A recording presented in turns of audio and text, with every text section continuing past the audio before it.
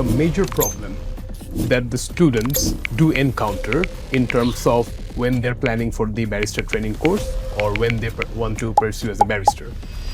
আমাদের এখানে সাধারণত মেজরিটি নিয়ে আমরা একটু আলাপটা করি। মেজরিটিতে in terms of English medium and Bengali medium students, মনে করেন আমাদের দেশে Bengali medium students is high number compared to the students who are belonging from the English medium.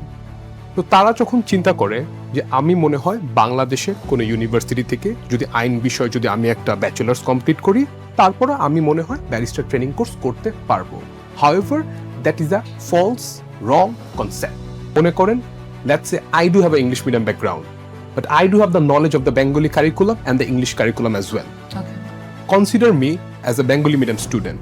এখন আমি এসএসসি এইচএসসি কমপ্লিট করে ফেলেছি। Enrolling myself somewhere in any kind of Bangladeshi university, I need to enroll myself into somewhere যেটা UK affiliated university প্রতিষ্ঠানের সাথে liaison করে বাংলাদেশে UK curriculum এলএলবির পড়াশোনা বাংলাদেশে করাচ্ছে। Me belonging from Bengali medium background, me doing my SSC, HSC, I am not taking admission in any kind of Bangladeshi university.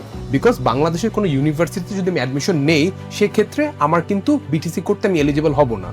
তো আমি এসএসসি এইচএসসি করার পরে আই উইল গো সামওয়্যার যেখানে ইউকে ইউনিভার্সিটির সাথে প্রতিষ্ঠানটার অ্যাফিলিয়েশন আছে, সেখানে বসে আমি ব্যাচেলর অফ লস এলএলবি করব, সার্টিফিকেট আমি কালেক্ট করব ইউকে ইউনিভার্সিটি থেকে।